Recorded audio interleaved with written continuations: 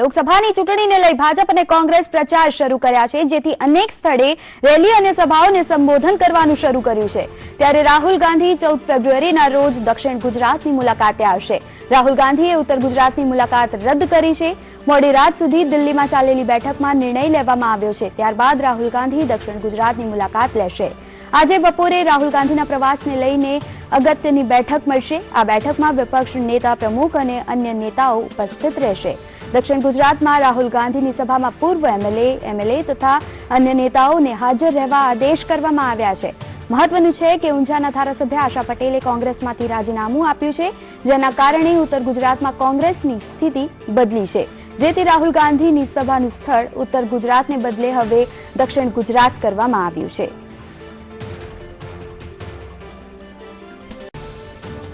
વધુ વિગતો લઈએ અમારા સંવાદદાતા હિરેન રાજગુરુ પાસેથી। જી હિરેન, પ્રવાસ જે છે રાહુલ ગાંધીનો બદલવામાં આવ્યો છે, શું વધુ વિગતો પ્રાપ્ત થઈ રહી છે એમાં? તમે રાહુલ ગાંધી ઉત્તર ગુજરાત આવવાના હતા, પરંતુ હવે તે દક્ષિણ ગુજરાતના પ્રવાસે આવી રહ્યા છે અને વલસાડ બેઠક તેના કેન્દ્ર સ્થાને રહેલી છે। લોકસભાની જે આગામી ચૂંટણી આવી રહી છે તે ગુજરાતના પ્રચારના શ્રી ગણેશ વલસાડ બેઠકને કેન્દ્રમાં રાખી અને દક્ષિણ ગુજરાતથી કરવા જઈ રહ્યા છે રાહુલ ગાંધી।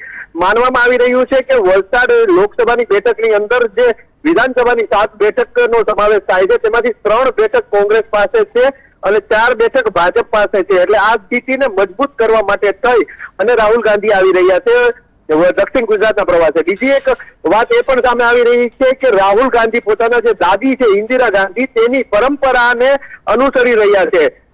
ઇન્દિરા ગાંધીએ પણ ગુજરાતની અંદર લોકસભાના પ્રચારની શરૂઆત વલસાડ એટલે કે દક્ષિણ ગુજરાતથી કરી હતી અને હવે રાહુલ ગાંધી પણ એ જ પરંપરાને અનુસરતા હોય તેવું લાગી રહ્યું છે। સૌથી મહત્વની વાત કે રાહુલ ગાંધી જે છે તે અહીંયા જાહેર સભા સંબોધવાના છે અને આ જાહેર સભા ખેડૂતોના પ્રશ્નોને કેન્દ્રમાં રાખી અને સંબોધશે તેવું હાલ સૂત્રો પાસેથી માહિતી મળી રહી છે। કારણ કે દક્ષિણ ગુજરાતના જે ખેડૂતો છે તેને પાણી, જમીન સંપાદન જેવી વિવિધ પ્રશ્નો સામે તેઓ અત્યારે લડત ચલાવી રહ્યા છે અને તે લડતને ટેકો આપવા અથવા તો એ લડતનો ફાયદો લોકસભાની અંદર લેવા માટે થઈ અને રાહુલ ગાંધીએ આ બેઠક પસંદ કરી હોય તેવું લાગી રહ્યું છે। સૌથી મહત્વની વાત કે ઉત્તર ગુજરાતની અંદર કોંગ્રેસની જે પરિસ્થિતિ હાલ ખતળી ગઈ છે તેના કારણે ઉત્તર ગુજરાતનો પ્રવાસ રાહુલ ગાંધીએ રદ કર્યો છે અને દક્ષિણ ગુજરાત પસંદ કર્યું છે। દક્ષિણ ગુજરાત પસંદ કરવા પાછળના મુખ્ય 2 કારણો છે।